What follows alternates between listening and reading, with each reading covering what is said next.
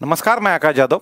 एक अपडेट आकाशवाणी आपको एलआईसी के एग्जाम के बारे में करनी थी। एलआईसी के केस में बेसिकली तीन बड़े पोस्ट के लिए एक एक है एलआईसी एएओ की पोस्ट, दूसरी है डेवलपमेंट ऑफिसर एडीओ की पोस्ट और तीसरी एलआईसी असिस्टेंट की पोस्ट। बेसिकली ये तीन अलग अलग पोस्ट के लिए एलआईसी बड़े पैमाने पर रिक्रूटमेंट करती है। काफ़ी स्टूडेंट 2019 के बाद में जब एलआईसी असिस्टेंट का रिक्रूटमेंट आया था उसके बाद में वेट करे कि एलआईसी का अगला रिक्रूटमेंट कब आएगा, बीट एलआईसी एएओ हो या एलआईसी असिस्टेंट हो।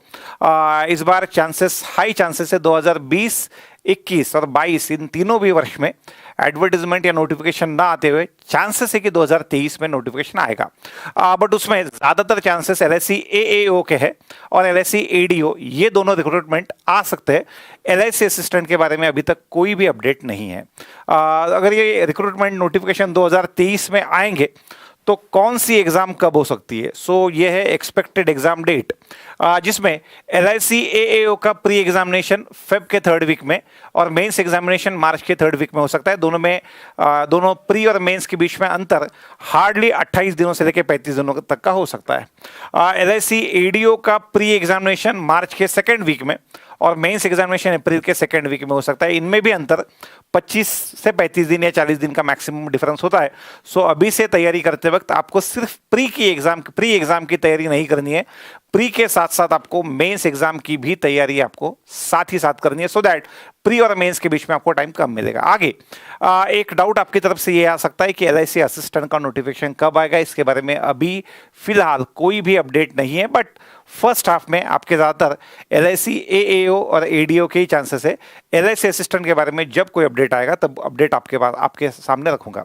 रही बात नोटिफिकेशन की, एलआईसी एएओ का नोटिफिकेशन अगर फेब थर्ड वीक में एग्जाम होगी तो दिसंबर के फर्स्ट सेकंड या थर्ड वीक में, दिसंबर के फर्स्ट सेकंड थर्ड वीक में एलआईसी एएओ का नोटिफिकेशन आ सकता है और जनवरी के फर्स्ट सेकंड वीक में शायद एलआईसी एडीओ का नोटिफिकेशन आ सकता है।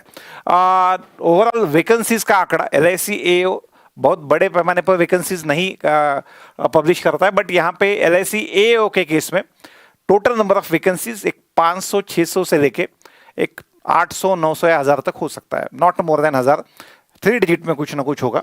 और एलआईसी एडीओ का रिक्रूटमेंट बड़े लेवल पे होता है, तो एलआईसी एडीओ के केस में शायद एक 3,500, 4,000, 5,000 के आसपास रिक्रूटमेंट एलआईसी एडीओ का हो सकता है। एलआईसी असिस्टेंट अभी तक no update about pre and mains. So ये this are all expected exam dates है, जिसमें इसके पहले भी चेंजेस हुए हैं, इसके बाद में भी चेंजेस हो सकते हैं। बट आईबीपीएस का कैलेंडर खत्म होने के बाद अगर आपको एग्जाम या नोटिफिकेशन का कुछ मोटिवेशन चाहिए तो एक अच्छा मोटिवेशन है, क्योंकि एसबीआई क्लरिकल का एग्जाम और एसबीआई पीओ के बाद में आपके हाथ में एफसीए के एग्जामिनेशन है, जिसके बारे में मैंने पहले अपडेट दिया है। एफसीए के बाद में आरबीआई की एग्जामिनेशन है मार्च और अप्रैल में, इसी एग्जाम के साथ साथ वो भी एग्जामिनेशन चलेगी। सो इतने अलग अलग नोटिफिकेशन फिलहाल आपके हाथ में आ सकते हैं। सो इस हिसाब से आप अपनी पढ़ाई स्टार्ट कर सकते हैं। धन्यवाद।